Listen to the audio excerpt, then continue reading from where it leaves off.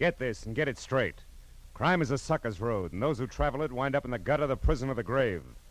This time I tangled with a mad Scotchman, a phony English lord, and a beautiful blonde corpse in a freight house, all because of a butler who walked on his knuckles.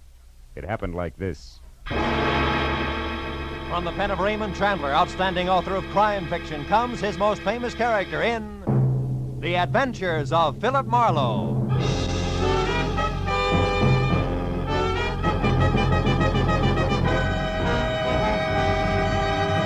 Now, with Gerald Moore starred as Philip Marlowe, we bring you tonight's exciting story, The Monkey's Uncle.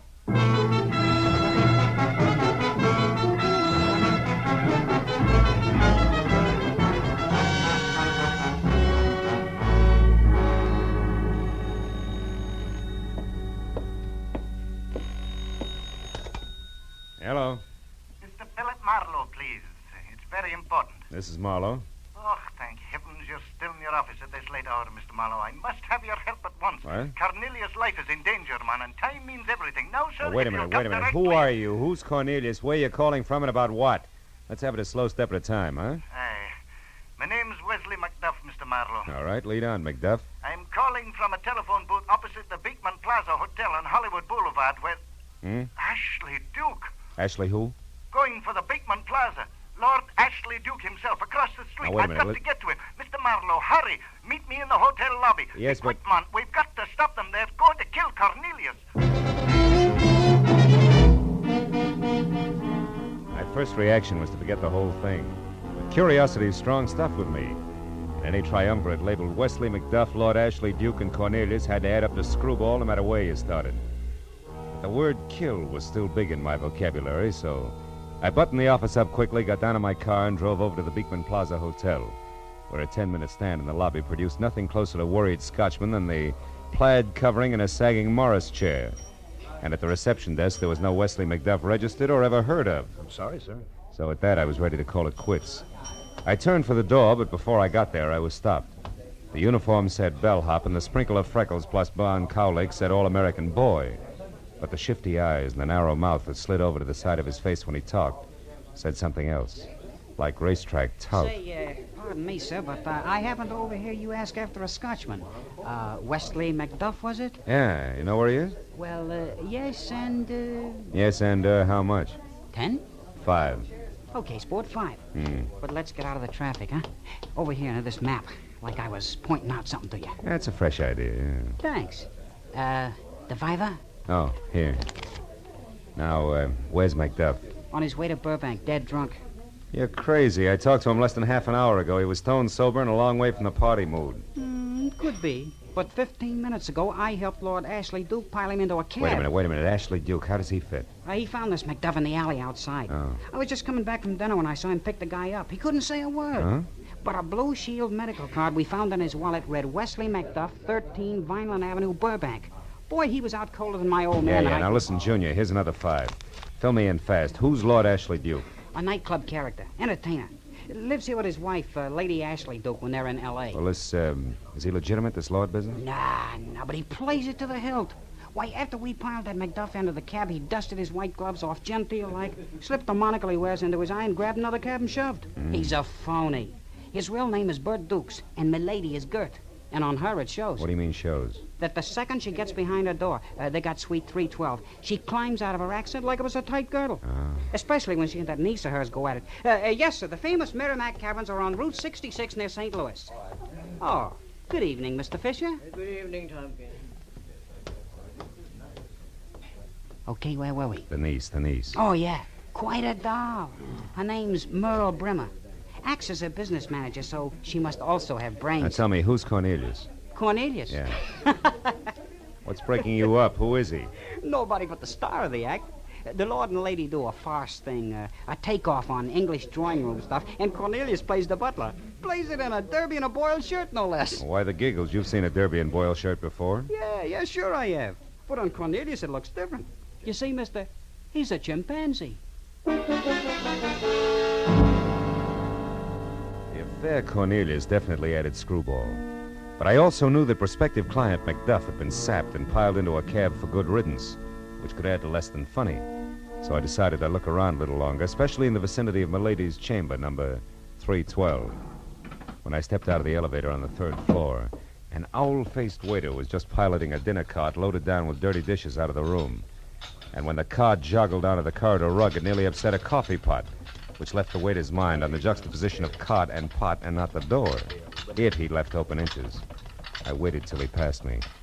Then I moved up to where I could both see and hear Lady Ashley Duke and her niece Merle exploding at each other through an after-dinner conversation.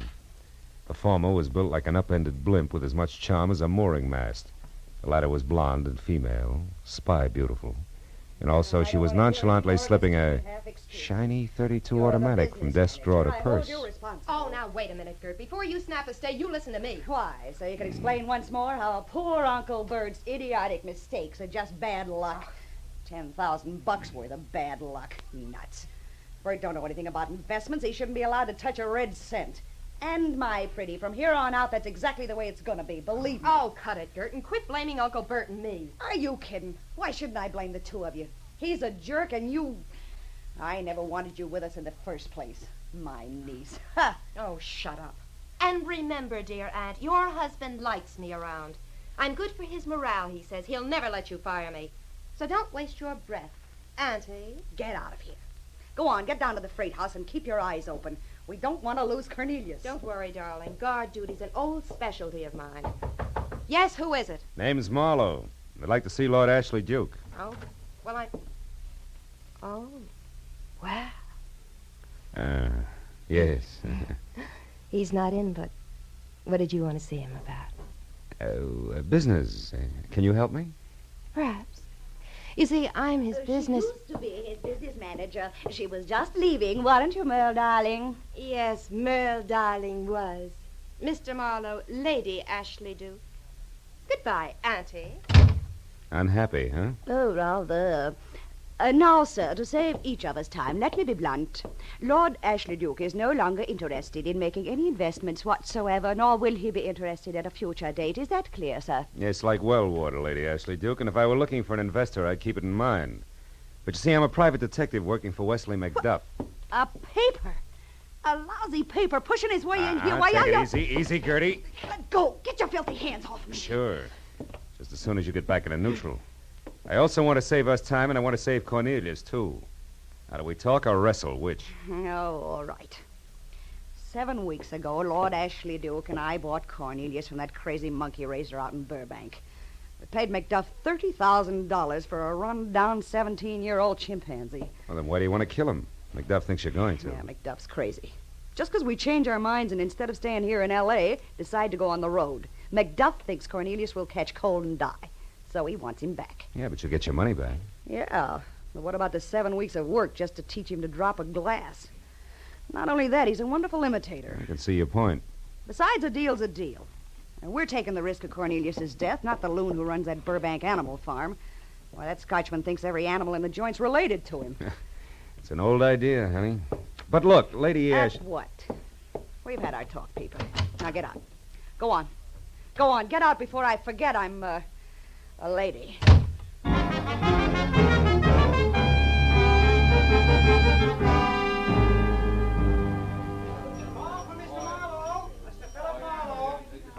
Over here, Tompkins. What is it? A telephone call, sir. Booth 4, this way, please. Make out all right up there? Jim Dandy. Good. Now, if you feel I was underpaid, I feel we came out even, Buster. Besides, I'm running low on farthings. Unless, Yes? you know where the freight house Cornelius calls home is located. Blank. Okay. So long, Tompkins. Hello? Mr. Marlowe? Yeah. You all right, McDuff? Hey, it takes more than a foul blow in the dark to stop me, man. And it's just what Lord Ashley Duke is going to discover ere many minutes. What do you mean? That I've run out of patience. I ain't going to act, not talk. I'm about to take Cornelius back with my own hands, and I want you to help me. Oh, now, wait a minute. Now, look, Listen. man, I'm in a drugstore at Pershing Square, close by the freight house where Cornelius is caged for shipment. I want you to Wait, meet you me. can't steal him, McDuff. I can. Steal him and disguise the animal so they'll ne'er be able to claim him again. So they won't be able to kill him. McDuff, I can't go along with that. Then I chose the wrong man. Oh. There's precious little time left, Mr. Marlowe. Tomorrow they leave Los Angeles. Now, will you help me? No. Beside McDuff, you'll never get away with it. There's a girl, Ashley Duke's niece, who's got a gun, and I... McDuff! McDuff!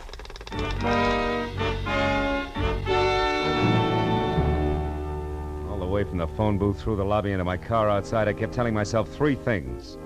1, I wasn't working for McDuff. 2, McDuff was about to commit a crime. And 3, I couldn't worry about the gun in Merle Brimmer's purse. It was all none of my business. So when I was in behind the wheel of my car, I pointed it toward my apartment on Franklin, lit a cigarette, and forgot about the whole thing. But a block later, I threw the cigarette out, turned, and headed for Pershing Square. Scots with animal farms in Burbank obviously weren't the only crazy people in Los Angeles.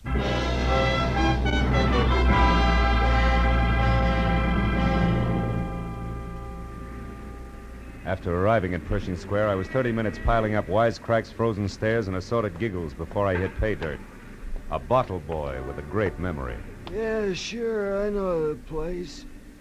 Only spot around that'll ship live animals along with the rest of the stuff that they handle.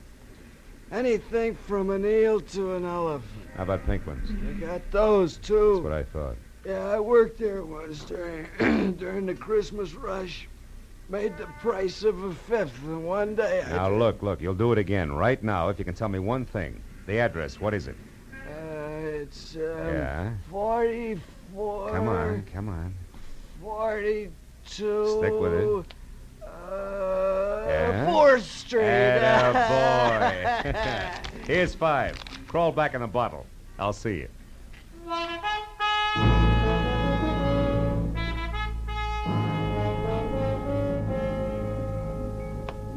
The neighborhood was half residential, half industrial, and all run down, including the freight house, which was 2 windowless stories of dirty red brick hovering over a loading ramp on a deserted, shadowy street.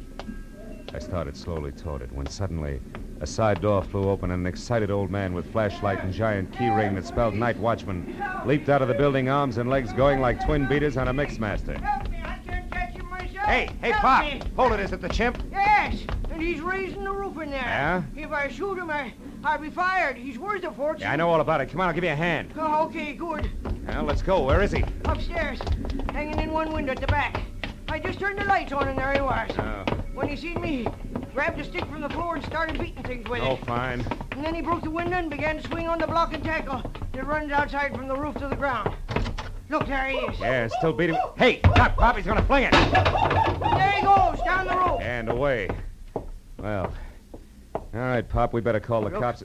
Over there, near his empty cage. It's a girl. Blood all over her head. Holy smoke. Merle Brimmer. She dead? Yeah. Beat to death with a stick the chimp just threw at us. Then you think the monkey did it? I don't know. Maybe yes, maybe no. He's a great imitator, Pop. It could have been somebody else. Not the monkey? Then who? Who else? A monkey's uncle. A Scotchman named Macduff.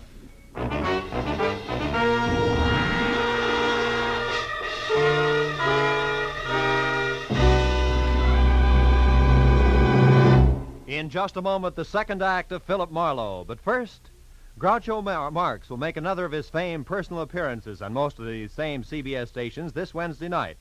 Groucho Marx, whose many activities include emceeing You Bet Your Life, one of the craziest quiz shows on the air. You're cordially invited to hear Groucho Marx every Wednesday on CBS. Now, with our star, Gerald Moore, we return to the second act of Philip Marlowe and tonight's story, The Monkey's Uncle.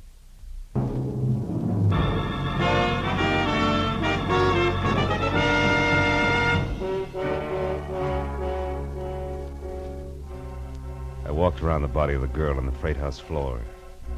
I took a close look at the cage lock. There was no doubt that it had been forced from the outside. The watchman staring down at the body was shaking like a motorcycle with square wheels. So I took him by the arm and walked him down the stairs and outside for some air. It's terrible. I don't know what to do. Nothing like this ever happened here before, and the boss never told me what I'm supposed to do in a case like this. Well, it's easy. Just call the police. The police? Yeah. Also the SPCA and Frank Buck. Chances are we'll need them all before the night's over. Okay, mister. Thanks. I sure... Hey, who's that getting out of that cab? From the top hat, cape, and spats, I'd say it was one Lord Ashley Duke, the legal owner of the chimp. Oh, what are you two blighters staring at? Out of my way. Just a moment before you go inside. I want to talk to you, Lord Ashley Duke. You know my name, do you? Well, now, by Jove, that's interesting. I don't know you, sir. I'll survive. Why'd you come down here tonight? Because I heard that my niece was here, protecting my property. And that's no suitable task for a girl. Not capable to do that sort of thing, you know. It's a man's job, you know. I had a beastly time finding the place, too. You haven't been here before, huh? Oh, yes, a couple of days ago. But that was in broad daylight. Now, stand aside, One sir. thing more. Why did you slug Wesley McDuff tonight and dump him in a cab? Just who are you, anyway? Private Detective Philip Marlowe's the name. Well, it sounds British enough. About as British as you are. Oh, yeah. And you, I presume, are the watchman. Yes, sir. That's me, Your Highness. What about McDuff, Your Highness? There's no choice. The blighter wanted to welch on the transaction we've made. I refused, and he threatened me. So I bopped him. And then made out he was intoxicated, you know. Packed him off in a cab, you know. Yeah. Nevertheless, when a man sells me a monkey, by George, that monkey is mine. And thought that treatment might bring Macduff to his bloody senses. Well, it didn't. It made him tougher. And what's more, the chimpanzee is gone and... Cornelius is gone. Hey, wait a minute. Come on, Pop. Okay. Well, dear, where are you? Merle? What? Merle, what's happened to you? Oh, no. Merle, baby. That's the way she was when we found her. And that crazy monkey was in here just jumping up and down like he was throwing a fit. It was Macduff. Macduff, that's who it was. That madman. Holy mackerel, what was that? I don't know, but I'm going to find out. You stay here.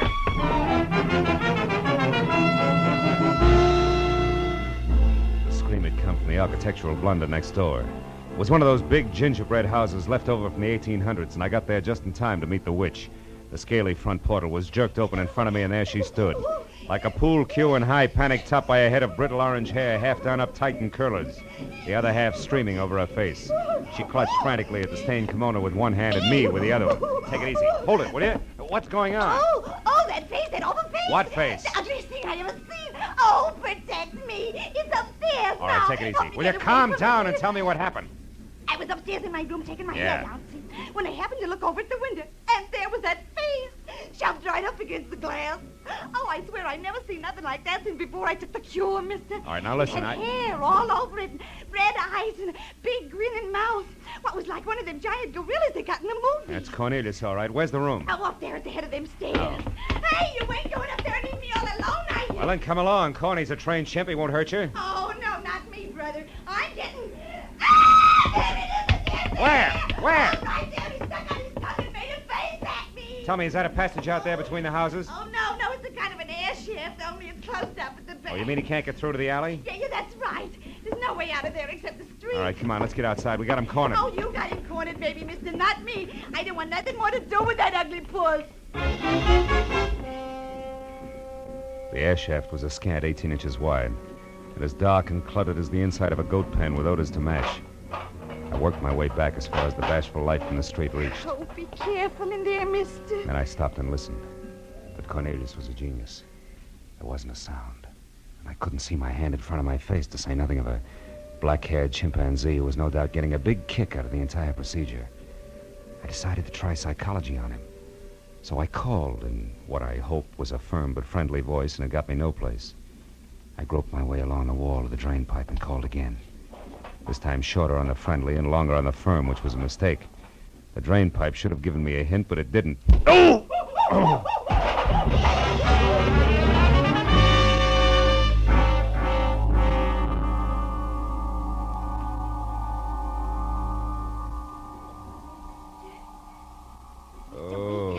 What? Look, it was snapped out of it, What's the mister. matter? He's gone. Hold on, who's gone? That gorilla. It was up on the drain pipe. It hit you on the head with something, then ran right past me and got away in a taxi. Oh, come on, let's get out Oh, of wait a here. minute, wait a minute, baby.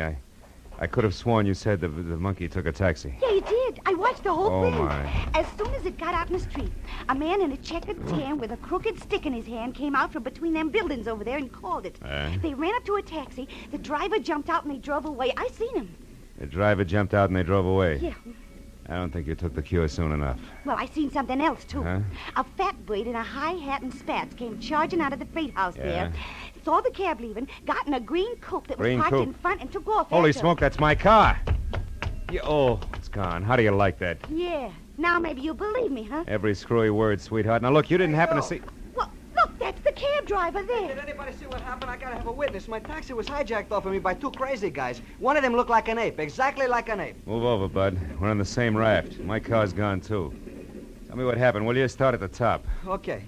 Tonight I bring this big shot in a high hat down here to the freight house. He hops out, tells me to wait, see? Yeah? So I drive down the block and turn around. I'm parked right over there, trying to grab a quick 40 winks, when up comes this A lunatic. Scotchman? Yeah, that's him. Yeah. He throws me a fast address and starts getting in, see? I politely tell him the flag is down, but he keeps coming. You see, it's just Yeah, like I know. said. It's just like it. Now, look, did you ever see this Scotchman before? No, never.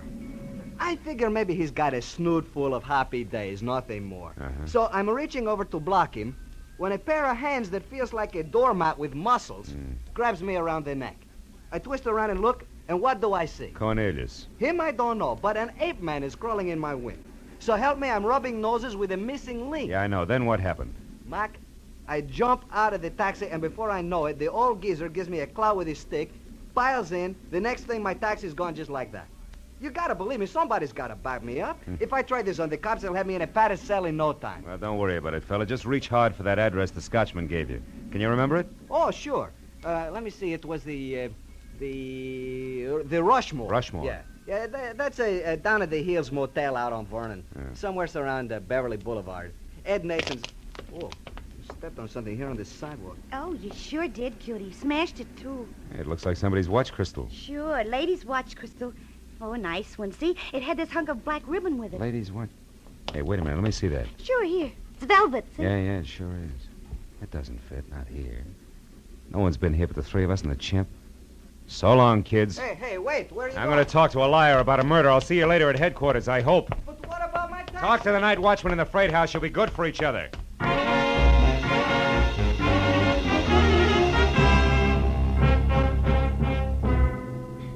I was 2 blocks on foot, finding another taxi in 15 minutes, getting from there out to the motel, worrying all the way, because I'd left my gun under the front seat of my car. Business was slow at the Rushmore. The only cabin that showed a light was the last in the rear, next to the alley. I was sure of what I'd find inside, in spite of the fact that neither the stolen cab nor my coupe was anyplace in sight. When I heard the voices, I decided to bluff it. I went up to the front door and pressed my ear against the flimsy panel. Anyway, a bargain's a bargain, McDuff. You'd have done better to stick by it. I'd have stuck by it if ye had your scurvy crook. Don't reach for your chain. It's a little late for that. You're in a real jam now. I'm going to see you blamed for my niece's murder. But I didn't kill her. I pushed her down, Yeah. She caught me unlocking Cornelius' cage and tried to stop me. But I didn't kill her. You did that. Yes, but who knows that? Except you and the monk there. And he can't talk, and you won't believe me. You're daft, man. Why did you do it? Because I had to. Because Marlowe was bleeding me to death. Every cent I could lay my hands on. I had to buy her silence. I had to pretend to lose thousands in poor investments. Well, Merle got what was coming to her, and you gave me that chance. I found her on the floor where you left her and simply finished the job. Then you ran off and came back in that taxi 15 minutes later, the very spirit of innocence. I saw you. Very well, Lord Ashley Duke. You've got me as a thief, too, so get on with it. Get on with your filthy, evil plan. I'm ready. Don't be in a hurry, McDuff. Stay where you are, Ashley. Don't bother turning around. Just drop the gun. Oh, I knew you'd no let me down, laddie. I knew it. What's this, old boy? It's rather an untimely entrance. Skip the accent, Bert. You won't need it where you're going. Drop that gun, I said. Or you'll move, shoot me with that pipe in your pocket. Marlowe, I've got your gun here in my hand, and you know it. Want to bet? Well, with the light out. Yes, Ashley! Oh!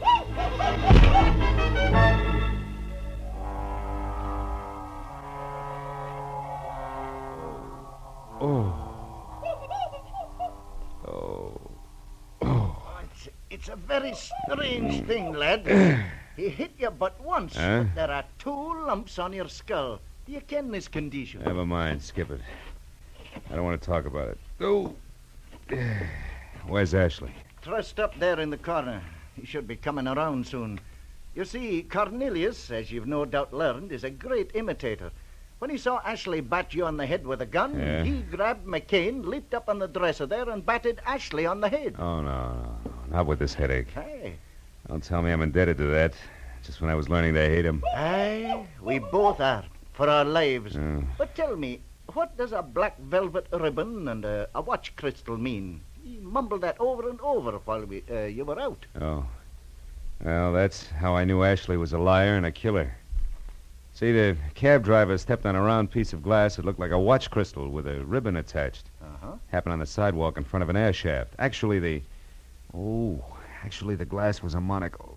Oh, dropped by Lord Ashley Duke, eh? No, Ashley'd never been at that spot. No? But if Cornelius had, and if Cornelius dropped the monocle, it indicated that Lord Ashley Duke had been someplace with Cornelius early at night, you see? Ah. That could only be the freight house. Yet Ashley claimed he hadn't been there for 2 days. Oh, I see. Oh, you do, huh? Oh, my head. How about you, Cornelius? Yeah, well, that's one of the best answers I've had tonight.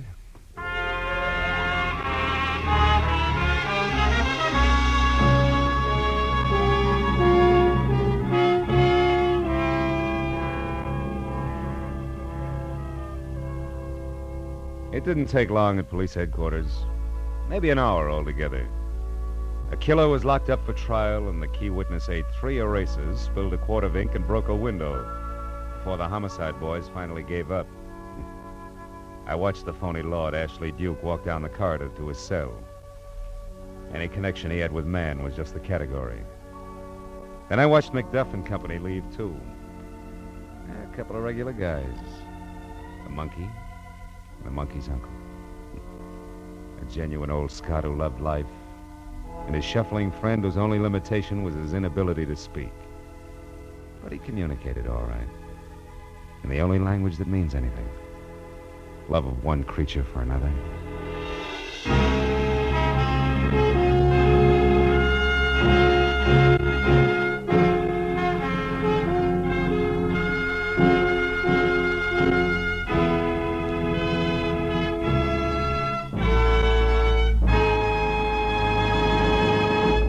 The Adventures of Philip Marlowe, bringing you Raymond Chandler's most famous character, star Gerald Moore, are produced and directed by Norman MacDonald and are written for radio by Robert Mitchell and Gene Levitt.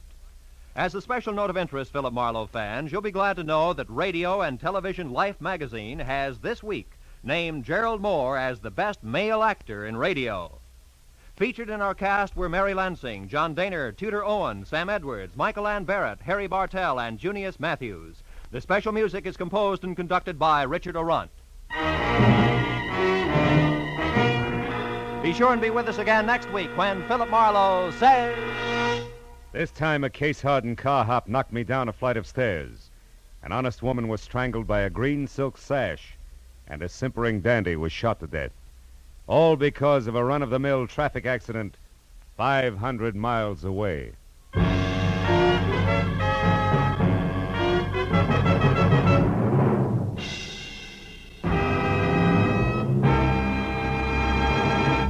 You hear them all on CBS, and one of the funniest parts of that all comes from the bird brain of a woman, Miss Gracie Allen of Burns and Allen. Top troopers on the American stage for years, top radio stars after that, George and Gracie are now playing a big part in CBS's great Wednesday night lineup. Bing Crosby, Groucho Marx, George and Gracie, Dr. Christian. Join George Burns and Gracie Allen this Wednesday night on most of these same CBS stations. This is Roy Rowan speaking. Now, stay tuned for Pursuit, which follows immediately over most of these same CBS stations.